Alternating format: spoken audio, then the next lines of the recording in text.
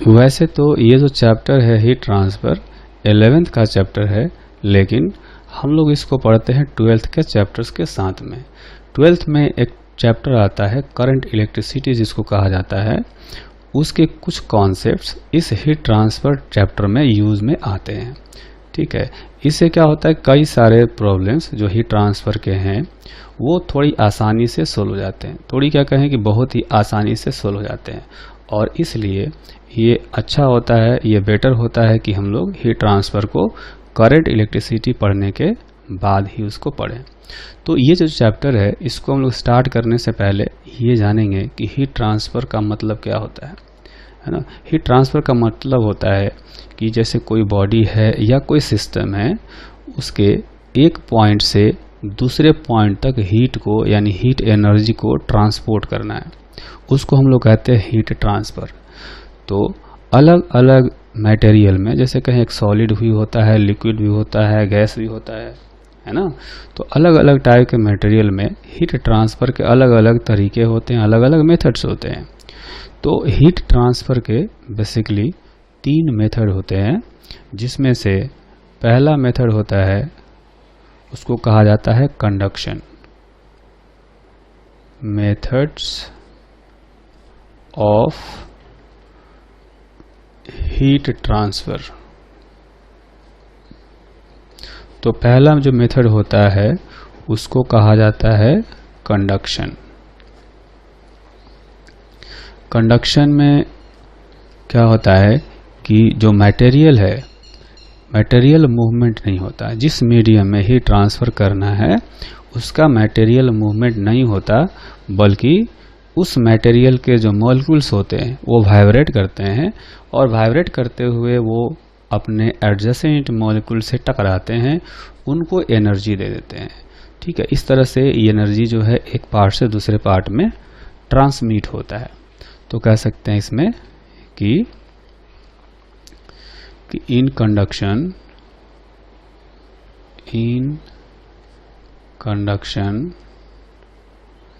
Heat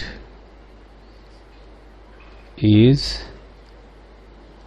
not transported by material movement। मतलब कि इसमें मटेरियल मूवमेंट नहीं होता है। क्या होता है, but molecules of the medium के जो मॉलिक्यूल्स होते हैं वो अपनी जगह पर वाइब्रेट करने लगते हैं, but molecules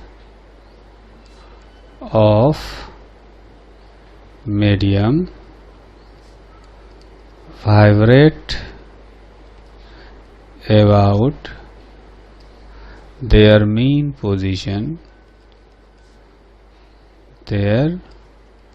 mean position and transfer the heat energy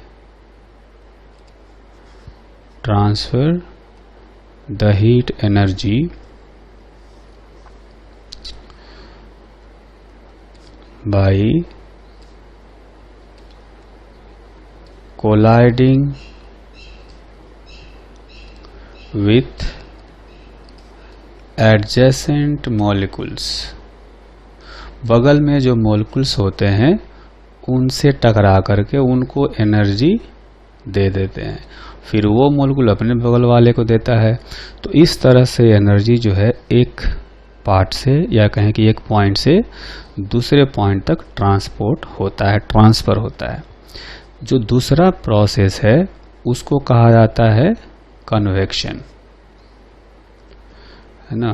convection में क्या होता है कि जो हीट एनर्जी ट्रांसफ़र होता है वो मटेरियल मूवमेंट के कारण से होता है।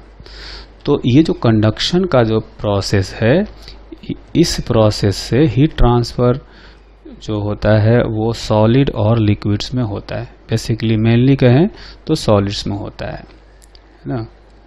हीट ट्रांसफ़र इन solids mainly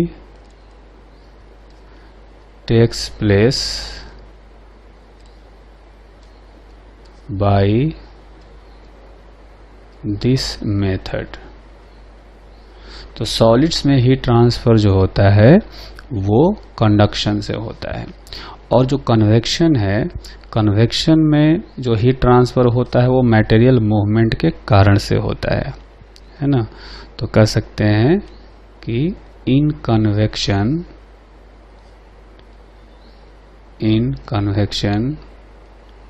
heat transfer takes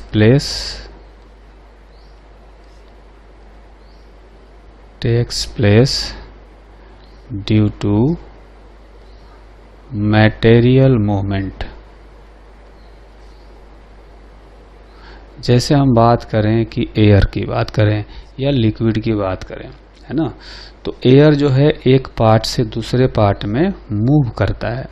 move करके क्या होता है कि हीट एनर्जी को ट्रांसपोर्ट करता है। जैसे हम लोग फैन चलाते हैं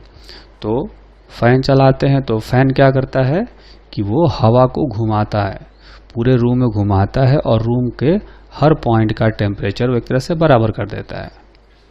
ठीक है, नहीं तो क्या होता है कि आप देखेंगे कि नीचे का जो एयर है वो हेवी होता है, उसका टेम्परेचर कम होता है, ऊपर का जो टेम्परेचर होता है जनरली रूम में वो ज़्यादा होता है। तो फैन क्या करेगा, सबको घुमा करके सबका टेम्परेचर बराबर करके मेंटेन रखता है। तो इस तरह से जो है कन्वेक्शन से होता है हीट ट्रांसफर, किसमें, गैसेज में कह सकते हैं, या लिक्विड्स में भी होता है। जब हम लोग किसी वाटर को कंटेनर में डाल करके हीट करते हैं तो नीचे का वाटर हीट होता है तो वो थोड़ा सा हल्का हो जाता है, यानी उसकी डेंसिटी कम हो जाती है क्योंकि एक्सपेंड हो जाता है। तो डेंसिटी कम हो जाती है, हल्का हो जाता है, तो वो ऊपर उठ जाता है और उसकी जगह को भरने के लिए ऊपर जो ठंडा वाटर है, जो कम टेम्परेचर वाला वाटर, वो नीचे आता है। ठीक है, तो इस तरह से एक सर्कुलेशन स्टार्ट हो जाता है।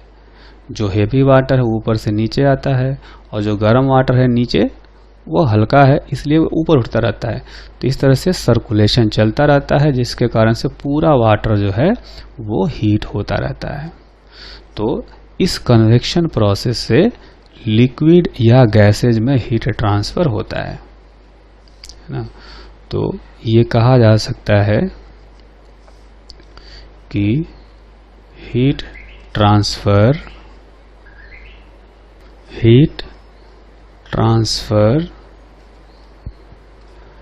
in liquids and gases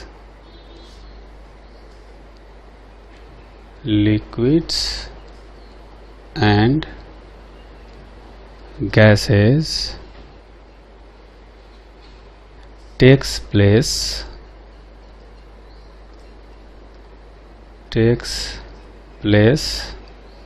by convection, है ना। और जो थर्ड मेथड होता है उसको कहा जाता है रेडिएशन। तो हीट ट्रांसफर के 3 मेथड होते हैं, है ना। तो रेडिएशन क्या है कि जैसे इलेक्ट्रोमैग्नेटिक वेव होता है ना। सन से हमारे पास जो है वो सोलर एनर्जी आती है, धूप आता है, तो वो क्या है, इलेक्ट्रोमैग्नेटिक रेडिएशन है, वो भी हीट एनर्जी लेकर के आता है। ठीक है, तो कोई भी बॉडी जिसके पास टेम्परेचर होता है 0 केल्विन से ऊपर, वो रेडिएशन इमिट करता है, इलेक्ट्रोमैग्नेटिक रेडिएशन इमिट करता है, और वो जो है वो हीट एनर्जी लेकर के इलेक्ट्रोमैग्नेटिक वेव एक पॉइंट से दूसरे पॉइंट तक जाता है ना। तो कहा जा सकता है कि in radiation heat is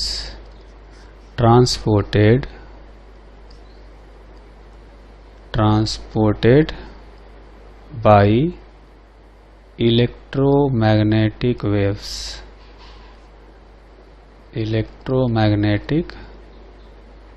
waves for radiation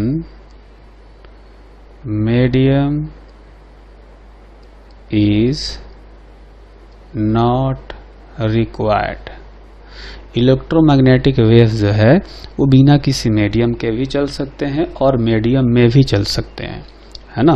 तो जैसे सन से अर्थ पर हीट एनर्जी आता है, सोलर एनर्जी आता है, तो बीच में मीडियम नहीं होगा तो भी वो हीट एनर्जी आ जाएगा, है ना। इसी तरह से एक बॉडी रेडिएशन इमिट करता है और दूसरा रिसीव करता है, तो उनके बीच में हो सकता है कि मीडियम हो सकता है कि मीडियम नहीं हो। दोनों ही केस में रेडिएशन जो है एनर्जी को एक पॉइंट से दूसरे पॉइंट तक ट्रांसपोर्ट कर सकता है। तो हीट ट्रांसफर के अभी हम लोग 3 मेथड्स के बारे में बातें कर रहे थे, उनके बारे में डिस्कशन कर रहे थे। तो उनमें से एक एक को फिर से बारी बारी हम लोग डिटेल में पढ़ेंगे। तो जो पहला मेथड हम लोग पढ़ेंगे वो है कंडक्शन। और कंडक्शन को समझने के लिए कुछ ऐसे टर्म्स हैं, कुछ ऐसे डेफिनेशंस हैं जिनको जानना ज़रूरी है, ठीक है। अब ऐसे आप समझें कि एक रॉड है जो यहाँ पर फिगर में बनाया गया है।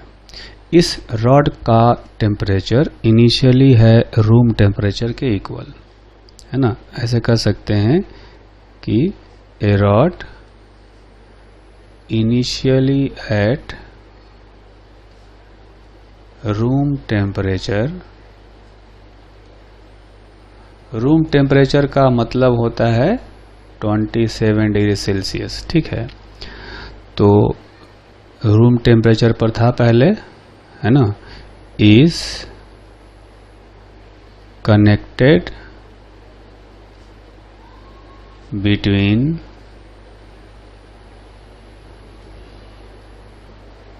The two different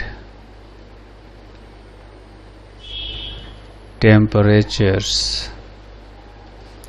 0 degree Celsius and 100 degree Celsius, है ना। पहले इस रॉड का टेम्परेचर था 27 डिग्री सेल्सियस, है ना। फिर हमने क्या किया कि हमने इस एंड को 0 डिग्री सेल्सियस पर रख दिया और इस एंड को हमने 100 डिग्री सेल्सियस पर रख दिया, ठीक है। और ये टेम्परेचर जो है इनका कांस्टेंट रखा दोनों एंड का, 100 डिग्री सेल्सियस और 0 डिग्री सेल्सियस। तो आप इमेजिन कर सकते हैं कि ऐसा कनेक्ट करते ही क्या होगा कि इधर चूंकि टेम्परेचर 100 डिग्री ज़्यादा है, इधर 0 डिग्री कम है, तो हीट एनर्जी इस साइड से इधर फ्लो होने लगेगा, ठीक है। लेकिन जब फ्लो होगा तो इस कंडक्टर का टेम्परेचर चेंज होने लगेगा, और चेंज होने का मतलब है कि उस कंडक्टर के अंदर एनर्जी जो है वो यूज हो रहा होगा, है ना। तो आप देखेंगे कि यहाँ का टेम्परेचर पहले 27 था, अब कुछ देर बाद 100 डिग्री सेल्सियस हो जाएगा। यहाँ का टेम्परेचर भी 27 था, कुछ देर बाद ये 0 डिग्री सेल्सियस हो जाएगा, ठीक।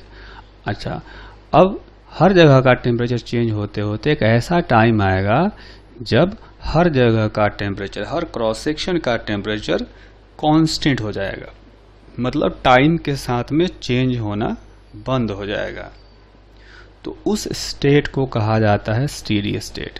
जैसे बिल्कुल बीच वाला पॉइंट है, मिड पॉइंट, यहाँ का टेम्परेचर हो जाएगा 50 डिग्री सेल्सियस, यहाँ वाला टेम्परेचर हो जाएगा 75 डिग्री सेल्सियस, यहाँ वाला टेम्परेचर हो जाएगा 25 डिग्री सेल्सियस। ध्यान रहे कि यहाँ का टेम्परेचर भी पहले 27 डिग्री सेल्सियस था, यहाँ भी 27 डिग्री सेल्सियस था, हर जगह पहले 27 डिग्री सेल्सियस ही था, है ना। और जैसे ही हमने टेम्परेचर को जोड़ा 0 और 100, तो हर जगह का टेम्परेचर चेंज हो गया। यहाँ 27 से 100 हो गया, यहाँ 27 से 75 हो गया, यहाँ 27 से 50 हो गया, ठीक। यहाँ 27 से 25 हो गया, इधर घट गया, इधर बढ़ा है ना। इधर 27 से 0 हो गया। तो ऐसा हो रहा होगा कि इधर हीट एनर्जी इस पार्ट में इधर कहीं ना कहीं यूज हो रहा होगा, तभी टेम्परेचर बढ़ रहा है, और इधर से हीट एनर्जी कहीं जा रहा होगा, तभी यहाँ का जो टेम्परेचर है वो कम हो रहा है इधर का। तो क्या हो रहा है कि इसमें हीट एनर्जी जो है इधर से उधर जा रहा है, कहीं यूज हो रहा है, कहीं से निकल रहा है, ताकि अपने आप को एक स्टेडी स्टेट में ला सके, है ना। इसको ऐसे समझ सकते हैं कि मान लेते हैं कोई कैनाल है, कोई नहर है, नहर में पानी नहीं है। जब पानी अचानक आएगा तो क्या होता है कि उसमें जितने भी गड्ढे होंगे, कैनाल के नीचे बेड लेवल पर जितने भी गड्ढे होंगे, पहले गड्ढे भरेंगे। एक बार सारे गड्ढे भर जाएंगे, उसके बाद क्या होगा, जितना पानी आएगा उतना आगे निकल जाएगा। तो वही बिल्कुल एक्टिविटी यहाँ भी होती है ना, कि शुरू में क्या होता है कि जैसे ही टेम्परेचर डिफरेंट टेम्परेचर पर जोड़ते हैं तो एनर्जी इसमें यूज होता है। जहाँ जहाँ गड्ढे हैं, कह सकते हैं इनको गड्ढे कह सकते हैं, जहाँ पर एनर्जी यूज हो रहा है। पहले एनर्जी यहाँ पर यूज होता है, फिर जब हर जगह का टेम्परेचर कांस्टेंट हो जाएगा, उसके बाद जब स्टेडी स्टेट आ जाएगा, तब कहेंगे कि जो एनर्जी यहाँ से इंटर करेगा वो सारा एनर्जी यहाँ से बाहर निकल जाएगा। फिर इसमें बीच में कहीं एनर्जी यूज नहीं हो रहा होगा। ठीक है, तो स्टेडी स्टेट इसको कहा जाता है जब हर क्रॉस सेक्शन का टेम्परेचर जो है वो कांस्टेंट हो जाए। तो हम लोग स्टेडी स्टेट का एक डिफिनीशन लिख लेते हैं पहले, है ना। स्टेडी स्टेट कहते हैं कि when temperature of every cross section of conductor becomes constant with respect to time, then this state is called steady state, है ना। मतलब कि टाइम के साथ में चेंज नहीं होना चाहिए। आप देखेंगे कि डिस्टेंस के साथ में चेंज हो रहा है, यहाँ 100 है, यहाँ 75 है, कहीं 50 है, कहीं 25 है, कहीं 0 है, लेकिन टाइम के साथ में वो चेंज नहीं हो रहा, हर टाइम पर ये फिक्स्ड है। ठीक है, तो टाइम के रिस्पेक्ट में ये हमेशा कांस्टेंट रहते हैं टेम्परेचर। हर क्रॉस सेक्शन का टेम्परेचर हो सकता है कि डिफरेंट हो, लेकिन वो चेंज नहीं हो रहा होगा। तो ऐसे स्टेट को हम लोग कहते हैं स्टेडी स्टेट। अब स्टेडी स्टेट हम लोगों ने इसलिए पढ़ा क्योंकि कंडक्शन की जो थ्योरी है वो अप्लीकेबल तभी होती है जब स्टेडी स्टेट अचीव हो चुका हो, है ना। तो ये कह सकते हैं कि theory of conduction is applicable only when steady state is achieved। ठीक है, तो स्टेडी स्टेट अचीव होने के बाद ही थ्योरी ऑफ कंडक्शन अप्लीकेबल होता है। ठीक है, उसके बाद एक टर्म आता है जिसको कहते हैं टेम्परेचर ग्रेडियंट, है ना। टेम्परेचर ग्रेडियंट मतलब कि जैसे हम लोग रॉड के अलोंग, कंडक्टर के अलोंग, लेंथ के अलोंग जब चलेंगे तो टेम्परेचर किस रेट से बढ़ रहा होगा या घट रहा होगा, कह सकते हैं कि ये होता है it is rate of change of temperature per unit length of conductor, है ना। तो इसको हम लोग ये कह सकते हैं, जो फिगर में दिखाया गया है, जैसे यहाँ का टेम्परेचर है 100 डिग्री सेल्सियस और यहाँ का है 0 डिग्री सेल्सियस, तो टेम्परेचर ग्रेडियंट का मतलब हो गया rate of change of temperature, है ना, विथ रेस्पेक्ट टू लेंथ। ऐसे कहा जा सकता है dt/dx। अगर ये x है तो टेम्परेचर इस x के डायरेक्शन में जाने पर किस तरह से चेंज हो रहा होगा। मतलब change in temperature per unit length. तो देखेंगे कि टोटल टेम्परेचर जो चेंज है वो है 100 माइनस 0, यहाँ 100 है, यहाँ 0 है, और टोटल लेंथ अगर इसका मान लिया जाए, है ना, टोटल लेंथ मान लिया जाए कि इसका L था, तो L से डिवाइड कर देंगे, तो ये हो गया टेम्परेचर ग्रेडियंट। ठीक है, तो अब हम लोग ये देखेंगे कि जो थ्योरी ऑफ कंडक्शन है वो क्या होता है। जैसे देखेंगे कि यहाँ पर एक रॉड है, इस रॉड पर मान लेते हैं कि यहाँ का टेम्परेचर T1 दे दिया गया, यहाँ का टेम्परेचर T2 दे दिया गया, इसका लेंथ जो है वो L है, और इसका जो क्रॉस सेक्शन का एरिया है ये दे दिया गया A। ठीक है, तो जो रेट ऑफ हीट ट्रांसफर होता है, रेट ऑफ हीट ट्रांसफर, जिसको कि हम लोग लिखते हैं dQ/dt। ठीक, ये dQ/dt डायरेक्टली प्रोपोर्शनल होता है क्रॉस सेक्शनल एरिया के, है ना, directly proportional to cross sectional area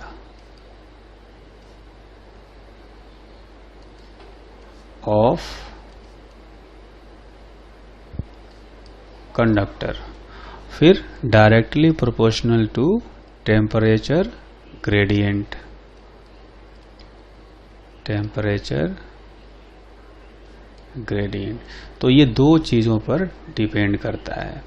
तो अगर ये कहा जाए कि रेट ऑफ हीट ट्रांसफर जो है, rate of heat transfer dQ/dt, ये हो जाएगा एरिया इंटू टेम्परेचर ग्रेडियंट, और साथ में एक प्रोपोर्शनैलिटी कांस्टेंट लाएंगे K। ठीक है, तो ये जो है यहाँ से रेट ऑफ हीट ट्रांसफर निकलता है। ये जो दो लॉज हैं इनको कहते हैं लॉज ऑफ कंडक्शन। दो लॉज हैं कि rate of heat transfer is directly proportional to cross sectional area and it is directly proportional to temperature gradient. ठीक है, अब जैसे यहाँ पर एक जो क्वेश्चन दिया गया है, इसमें आप रेट ऑफ हीट ट्रांसफर निकालेंगे, है ना, तो ये कितना आएगा, ये आ जाएगा K cross sectional area A into temperature gradient. Temperature gradient का वैल्यू यहाँ पर निकालेंगे। अब देखेंगे, ऐसा मान लेते हैं कि T2 जो है वो बड़ा है T1 से। ठीक है, तो चेंज इन टेम्परेचर हो जाएगा T2 minus T1 divided by जो लेंथ है टोटल इसका L। तो ये हो जाएगा रेट ऑफ हीट ट्रांसफर। इसको हम लोग यहाँ लिखेंगे रेट ऑफ हीट ट्रांसफर यानी dQ/dt। इसको हम लोग ऐसे भी लिख सकते हैं KA into T2 minus T1 divided by L। ठीक है, तो dQ/dt is equal to K into A T2 minus T1 divided by L, है ना। तो ये हो गया हीट करंट, इसको कहा जाता है, या इसको थर्मल करंट कहा जाता है। रेट ऑफ हीट ट्रांसफर जो होता है उसको हम लोग कहते हैं थर्मल करंट। ठीक, तो जैसा कि स्टार्टिंग में हमने कहा था कि इलेक्ट्रिक करंट की जो थ्योरी होती है, जो कॉन्सेप्ट होता है, वो हीट ट्रांसफर में यूज होता है। तो उसके लिए ज़रूरी है कि दोनों में कुछ सिमिलरिटी हो, है ना, तभी हम लोग ये एनालॉजी अप्लाई कर सकते हैं। तो इसके लिए हम लोग अभी देखते हैं कि दोनों में किस तरह से एनालॉजी सिमिलरिटी अप्लाई की जा सकती है। ठीक है, तो हम लोग दो कॉलम बनाते हैं, पहले वाले कॉलम में लिखेंगे हम लोग इलेक्ट्रिक करंट के बारे में, ठीक है, और जो दूसरा वाला कॉलम है उसमें हम लोग लिखेंगे थर्मल करंट के बारे में, है ना। तो थर्मल करंट का मतलब हो गया रेट ऑफ हीट ट्रांसफर, ठीक। तो इलेक्ट्रिक करंट में जो है फ्लो करता है चार्ज, है ना। इसमें Q है चार्ज जो कि फ्लो करता है, ठीक। और थर्मल करंट मतलब हीट ट्रांसफर की हम बात करें तो हीट ट्रांसफर में जो Q है वो होता है हीट एनर्जी, और ये हीट एनर्जी जो है ये फ्लो करता है ना। अच्छा, उसके बाद जो इलेक्ट्रिक करंट है उसमें हम लोग लेते हैं V पोटेंशियल, या डेल्टा V जो लेते हैं वो पोटेंशियल डिफरेंस लेते हैं। तो हम लोग V लेते हैं, V क्या होता है, पोटेंशियल होता है, इसको कहते हैं इलेक्ट्रिक पोटेंशियल। उसी तरह से हीट ट्रांसफर में हम लोग क्या करते हैं, जो टेम्परेचर होता है ये है टेम्परेचर, इसको हम लोग कह सकते हैं कि ये है थर्मल पोटेंशियल, ठीक है, ये हो गया थर्मल पोटेंशियल। उसके बाद जो हम लोग जानते हैं कि जो इलेक्ट्रिक करंट होता है, इलेक्ट्रिक करंट ये हम लोग लिखते हैं dq/dt, और इसको हम लोग सिंबल दे सकते हैं IE। IE का मतलब इलेक्ट्रिक करंट। उसी तरह से हीट ट्रांसफर में एक थर्मल करंट होता है, ITH लिखेंगे, इसको लिखेंगे थर्मल करंट, और इसको भी थर्मल करंट का मतलब हो गया रेट ऑफ हीट ट्रांसफर, इसको लिखेंगे dq/dt, है ना। एक्चुअली में ये क्या है, ये है रेट ऑफ हीट ट्रांसफर। तो रेट ऑफ हीट ट्रांसफर को ही थर्मल करंट कहा जाता है। तो अभी तक हमने 3 आइडेंटिकल क्वांटिटी पढ़ी। इसमें पढ़ा हमने चार्ज, इलेक्ट्रिक चार्ज, और इसमें पढ़ा हमने हीट एनर्जी, इसमें पढ़ा हमने इलेक्ट्रिक पोटेंशियल, ये दूसरा पॉइंट है ना। तो इसको लिखेंगे सेकेंड पॉइंट इलेक्ट्रिक पोटेंशियल, इसमें सेकेंड टर्म है टेम्परेचर, ठीक है। उसके बाद ये थर्ड टर्म आया इसमें इलेक्ट्रिक करंट, और इसमें थर्ड टर्म आया थर्मल करंट, ठीक है।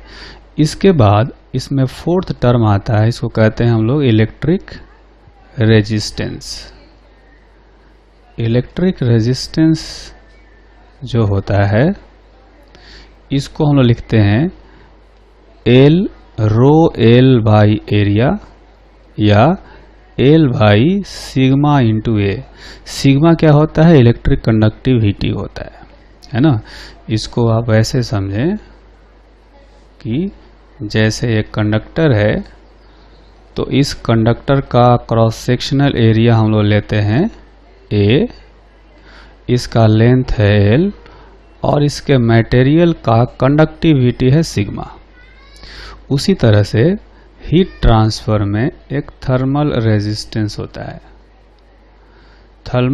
थर्मल रेजिस्टेंस जो है इसमें भी हम लोग लिखते हैं RTH = L/K × A। जैसे अपने पास कोई जो है थर्मल कंडक्टर है, ऐसा कंडक्टर जो हीट ट्रांसपोर्ट कर सकता हो, ठीक है। तो इसका लेंथ है L, इसका एरिया A, और K जो है, K को कहते हैं थर्मल कंडक्टिविटी। आप देखेंगे एक्सप्रेशन एक जैसा है, इसमें ऊपर लेंथ, इसमें भी ऊपर लेंथ, नीचे इसमें एरिया, इसमें भी एरिया, इसमें इलेक्ट्रिक कंडक्टिविटी आ गया, इसमें थर्मल कंडक्टिविटी आ गया, है ना। तो इस तरह से ये आता है। तो जैसा कि हम लोग पढ़ते हैं इलेक्ट्रिक करंट में कि I इज इक्वल टू होता है पोटेंशियल डिफरेंस बाय रेजिस्टेंस, ऐसे लिखते हैं। तो उसी तरह से यहाँ भी हम लोग लिखते हैं, इसमें हम लोग लिखते हैं thermal current is equal to delta V, जो कि इलेक्ट्रिक पोटेंशियल डिफरेंस होगा। V पोटेंशियल इलेक्ट्रिक पोटेंशियल है तो delta V electric potential difference होगा। तो उसके जगह पर हम लोग इसमें क्या रखेंगे, टेम्परेचर डिफरेंस रखेंगे, delta T divided by thermal resistance, है ना। तो आप देखेंगे कि ये I थर्मल जो है ये एक्चुअली में होता है dQ बाई dt, ठीक।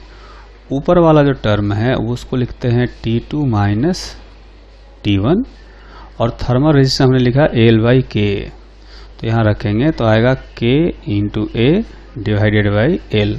तो ये जो इक्वेशन है, ये इक्वेशन हमने अभी थोड़ा देर पहले डिराइव किया था। यहाँ पर आप देखेंगे वही इक्वेशन है, dQ बाई dt जो है यहाँ पर, इस टर्म को हमने कह दिया थर्मल करंट, है ना। और जो ऊपर T2 माइनस T1 है ये हमारे लिए पोटेंशियल डिफरेंस हो गया, और L बाई K जो है इसको हमने कह दिया थर्मल रेजिस्टेंस, है ना। तो देखेंगे कि दोनों की जो थ्योरी है वो एक जैसी मिलती जुलती है ना।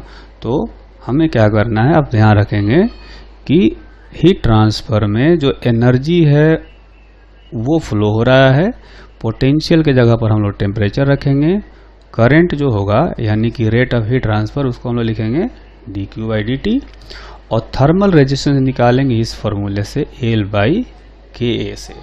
तो फिर जैसे कि यहाँ पर ओम्स लॉ होता है इलेक्ट्रिक करंट में, वैसे ही ये लॉ है ना। इसको हालांकि ओम्स लॉ हम नहीं कहते, लेकिन बिल्कुल वैसा ही है, ठीक है। यहाँ पर ये थर्मल करंट, ये थर्मल पोटेंशियल डिफरेंस कहेंगे या टेम्परेचर डिफरेंस कहेंगे, ये थर्मल रेजिस्टेंस है। तो ये जो फॉर्मूला है, इस फॉर्मूले को हमें याद रखना है, ये इंपॉर्टेंट फॉर्मूला है। Thermal current is equal to thermal potential difference divided by thermal resistance. इस फॉर्मूले को हम लोग बार बार यूज करेंगे, ठीक है। कंडक्शन में इस फॉर्मूले का बहुत ही यूज आता है, ये बहुत ही इंपॉर्टेंट फॉर्मूला है। तो अब हम लोग क्या करेंगे, इस कॉन्सेप्ट को अप्लाई करते हुए कुछ क्वेश्चंस करेंगे।